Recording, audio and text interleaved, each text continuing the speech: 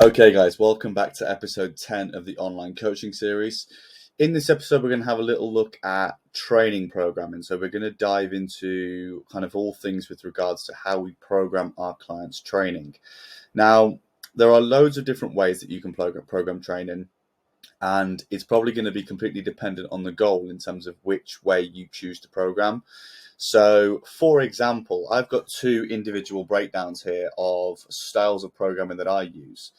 Now, in order to kind of keep a little bit of privacy about my own coaching service, I have made these here and now and made them a little bit different to what I actually offer, just because otherwise I feel like it's a bit intrusive. But I've designed two training logs here, one of which for a powerlifting style of client, one of which for a bodybuilding style of client. So both clients are going to be using 3 sessions, and they're going to be about this long.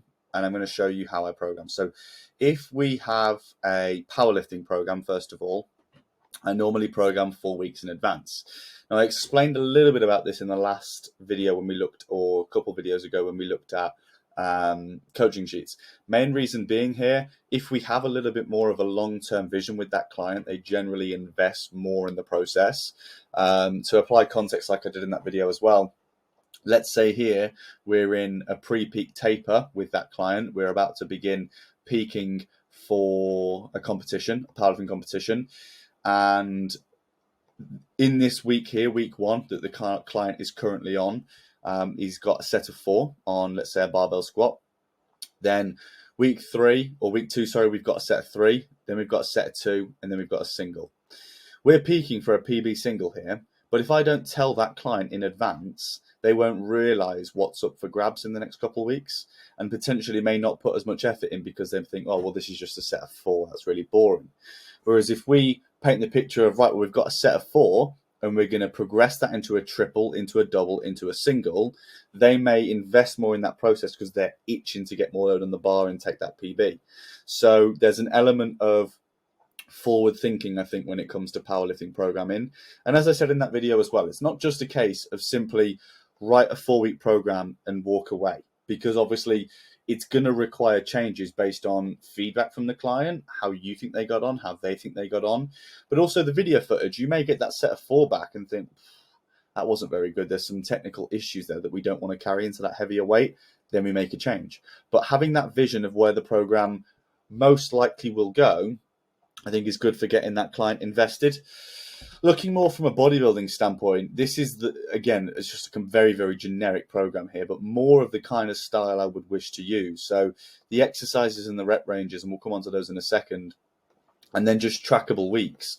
Now, it doesn't matter how you program this. For example, I've got a virtual logbook up here with another example style of training logging here that I use for clients who don't get on with my current programming style. So for individuals who maybe don't like the way that I ask them to log at the moment, they have other virtual logbooks with a different format. Maybe they get on better with that. But an example here, just as I say, is let's say that they've got a incline dumbbell press. Okay, I'm going to move slightly further in. We'll go 100. And for that rep range, we have a top set of 5 to 8 and a back off of 9 to 12. And they're the rep ranges that we're going to work with here. I want in week 1 them to format exactly what they did. So maybe for that top set of incline dumbbell, they used a 40 kilos and they got 7. Okay. Maybe in that back off, they did 34 kilos and they got 11, right?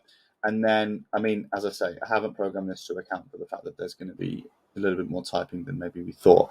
But you can see there that is something that they can progress week to week. So they can just refer back and say, right, last week I got 40 for 7. So the rep range goes up to 8. So I'm going to shoot for 8 today. Or actually, it was really easy. So I'm going to jump to 42 because I think I can get in that rep range. And boom, we take 6. The back off, they're again near it. So maybe they jump to 36s, but they only get 9, in which case then they know that they've got to stick with 36 because they've got to progress that rep range right up to 12 before they bump more load on that bar or on that dumbbell. So I think that's a useful way of programming because it allows them to physically see what they did last week and know what needs to be done this week to achieve progressive overload. As I said, from a powerlifting background, we're going to require more of a forward-thinking viewpoint just to get that client's head invested, because a lot of the time the volume and the hypertrophy and the initial phases of a strength block can generally come across quite boring to a powerlifter, because naturally powerlifters are very egotistical people that want to put more load on that bar. So that's one way of keeping them invested in the process and keeping them ticking the boxes and keeping them on plan. Bodybuilders tend to be more sensible and more long-term minded anyway, just because obviously the bodybuilding process is a much larger, longer process for much less reward, in terms of you spend a whole season building one show, whereas in powerlifting you spend just a couple of months per prep. So obviously that's something to consider, but hopefully that gives you some insight into programming, guys. I'm not going to go into the specifics of how to program, because that would just be impossible, because how could I possibly preach my methodology to you and expect you to copy and paste that? And if you did, in my opinion, you're not a good coach. You have to almost come up with your own methodology based on what you've learned, based on what you've experienced and what you've seen with your clients from an anecdotal perspective. And in combination, that should formulate your methodology. So I couldn't possibly sit here and say this is how to program, but there's a little insight into kind of the formatting of training programming. We'll see you in the next one, guys.